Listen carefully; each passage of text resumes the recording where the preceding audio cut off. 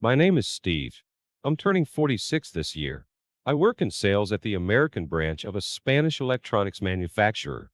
I've always enjoyed my job, where I can use my Spanish skills that I've been good at since my school days. It's fun and very rewarding. When I was younger, I spent about 3 years assigned to our headquarters in Spain, and I've been back several times for training and business trips. Because of my busy life, I never had time for romance, and without many chances to meet someone, I remained single well past 45. But last year, fate stepped in. On my way back from visiting a client, as I was walking down the main street in front of the station, a tall man walking in front of me suddenly collapsed. He was clutching his abdomen in pain and groaning. I rushed to his side and crouched down, asking, "Are you okay?" But when I looked at his face, he seemed like a foreigner. Then he spoke to me in Spanish. "My chest hurts. Please call an ambulance." Understood. "I'll call one immediately." I responded in Spanish too and dialed 911 on my cell phone. While I was on the phone, a woman approached us. "What's happened here?" She looked to be a classy woman, about 60 years old. "This man says he's having chest pains," I explained. Then she spoke to the fallen foreigner in Spanish. "I'm a nurse. Can you tell me exactly where and how it hurts?" After that, she neatly placed her rolled-up jacket under the man's head and checked his pulse while asking about his condition. When the ambulance arrived, she explained the man's condition in detail to the paramedics and accompanied them in the ambulance. Watching her take charge, I thought she was pretty impressive. I saw her again when my dad, who lives alone, was hospitalized for colon polyp surgery. She was the nurse in charge of my dad's room. "Hey, you're the one from the other day." "Oh my, thank you for that time." It seems she remembered me too. "Thank you for that time too. You were a lifesaver." "Was that man okay?" "Yes, because you called the ambulance right away," she said with a bright smile. "You're really good at Spanish, aren't you?" "Not really, it's all self-taught." "You studied Spanish by yourself?" "Yeah, I've always loved watching movies and foreign TV shows, so I got interested in Spanish. I learned by watching language programs on TV and buying books." "That's impressive. It seemed like you could speak Spanish too."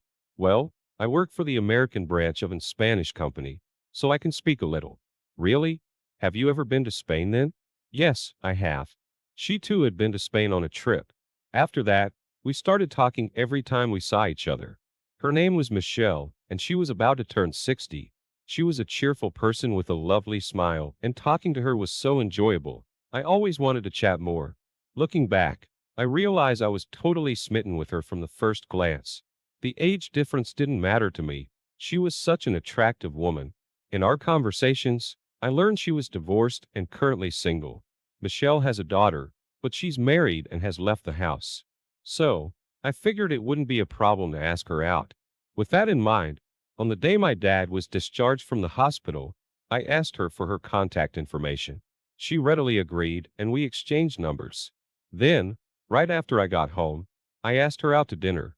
Since then, we've had dinner together several times and gone to the movies. The more I learned about her, the more I was drawn to her charm.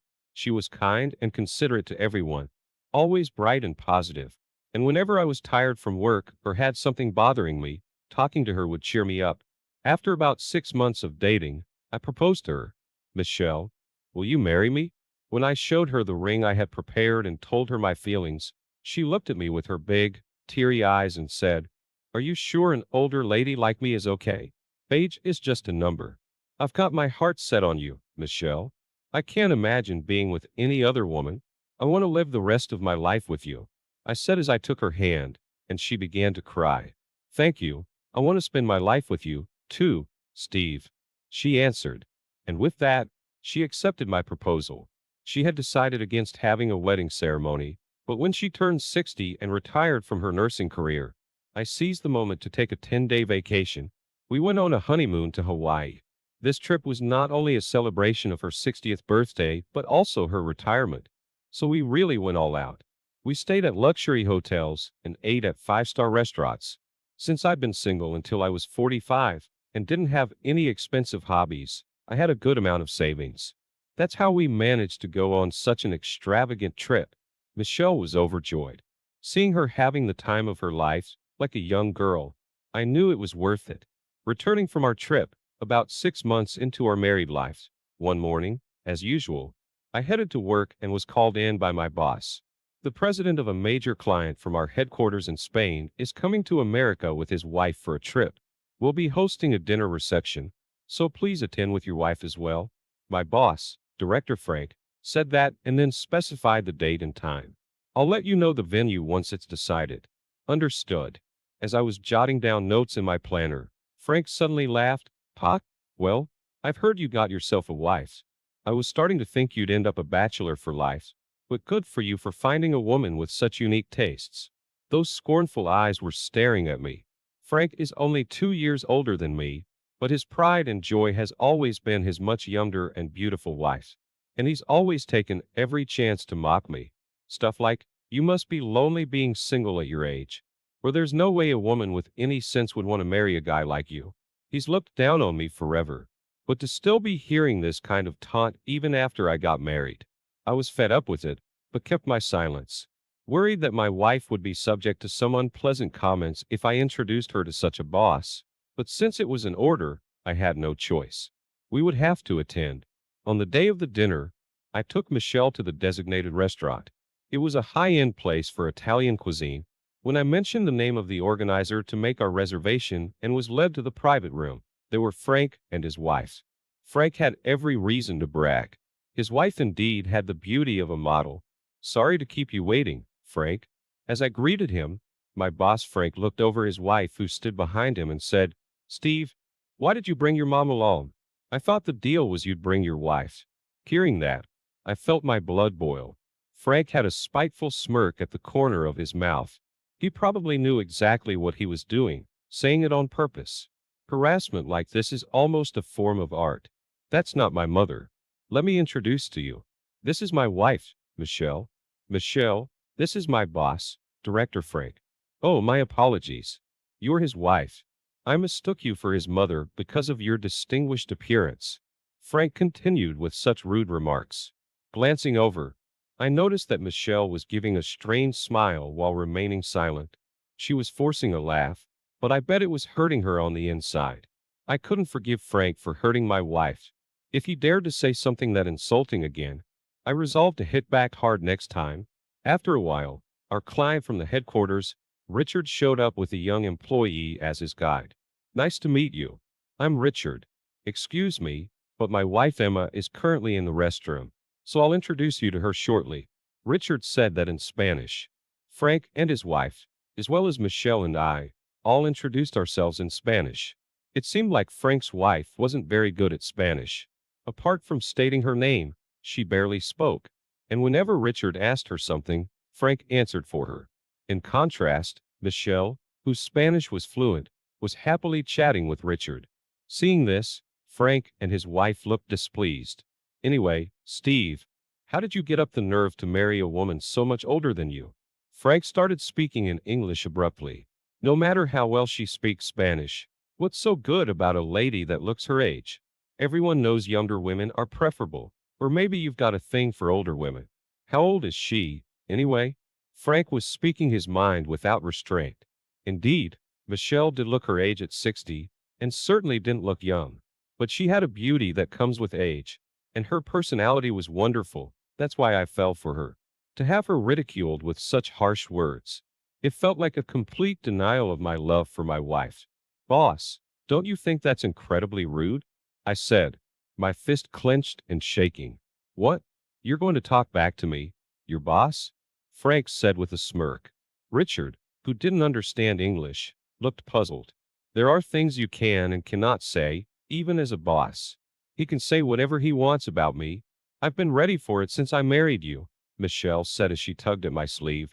That's when it happened. The private room's door opened, and a foreign woman escorted by an employee came in. Emma, over here, everyone. Let me introduce you to my wife, Emma, Richard said, standing up. Emma was a tall woman, around 60 years old. When she took the seat next to Richard, she glared at Frank and began speaking in fluent English. I heard what was being said. I am very displeased right now. Apologize to them immediately, she demanded sternly, leaving Frank open-mouthed and frozen. I'm also 9 years older than Richard. What's so wrong with a wife being older than her husband? The notion that a woman needs to be younger to be appreciated is repulsive to me.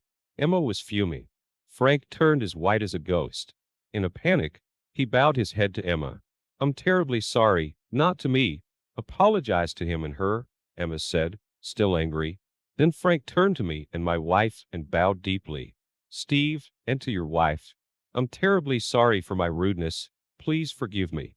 Unaware of the situation, Emma told the whole conversation to Richard in Spanish. Richard's face turned red with anger. What a rude man you are. I don't want to dine with someone who speaks so thoughtlessly. I'm leaving. It was Emma who calmed down the fuming Richard, who had shouted in Spanish. Well, he has apologized, so let's forgive him. No way, I can't forgive him. Please leave now, and never make such comments again. Richard's anger did not settle and Frank, still pale, went home with his wife, looking downcast. Then, we introduced ourselves to Emma again. Pleased to meet you. I'm Michelle, the wife of Steve Richardson. Hearing Michelle introduce herself, Emma's eyes widened. Michelle? Are you Michelle Richardson? Yes, that's me. Oh my God. I'm Emma Anderson, your email friend. Excited, Emma switched to speaking in Spanish. What? You're Emma? Michelle also looked incredibly surprised. The two of them joyfully clasped hands over this coincidence. Listening to their conversation, it turned out they had met on an internet forum and had been exchanging emails for over 20 years. Michelle had taught Emma English, and Emma had been teaching Michelle Spanish. So that's why Emma could speak English. Michelle was too shy, so they had never done a video call before. It seems they didn't know what each other looked like. What an amazing coincidence, though, to meet an email friend from overseas like this, and at such a place. The party really got going with Emma and Michelle's conversation at the center. The food brought out was delicious, and Richard and Emma enjoyed it too. Man, what a great day. I can't forgive Frank's remark, but I'm truly happy that Emma and Michelle met by chance. Richard had also heard about Emma's longtime email friend before. I've really been looking forward to trying authentic Italian cuisine, and I'm totally satisfied. I'll be sure to tell the folks back at the headquarters in Spain about this. After the meal, saying this, Richard left with Emma. It seems the dinner was a success. Later that day, back at home, Michelle said to me, Steve, thank you for standing up to Frank earlier. I acted tough, but if you had gone along with Frank, it would have really shocked me. I'm relieved and glad that you stood up to him. Of course I'd stand up to anyone. I can tolerate anyone talking awful about my dear Michelle, but, Michelle, you said you were prepared for this when we got together. I had no idea you felt that way. Gotta admit, it was a bit of a shock. But we have a 14-year age gap. I don't exactly look young. And to outsiders, a age difference is pretty obvious, right? I was braced for some remarks. It was a relief that your parents didn't object and were supportive of our marriage. So that's what it was. You needed that kind of resolve to marry me. Still, thanks for marrying me, Michelle. Don't mention it. The happiness I feel being with you makes all that trivial. Michelle said this with a bright smile. Seeing her smile, I felt even deeper in love with her. A few days after Richard returned to Spain, my company called to say a major deal with his company had gone through. Richard had made a point of sending his regards to me. Apparently, Richard had also reported Frank's nasty comments to the headquarters, and as a result, Frank got demoted to a regular employee, and in his place, I was promoted to department head, effectively reversing our positions. Since that day, Frank stopped making condescending remarks towards me. He became utterly submissive, and seeing him bow was incredibly satisfying. Michelle and Emma continued to exchange emails and calls, staying good friends. It looks like Michelle is now planning a trip to Barcelona where Emma lives. Watching her talk excitedly about it, I want to protect that smile for as long as I can. I want to make her happy. That's what I thought.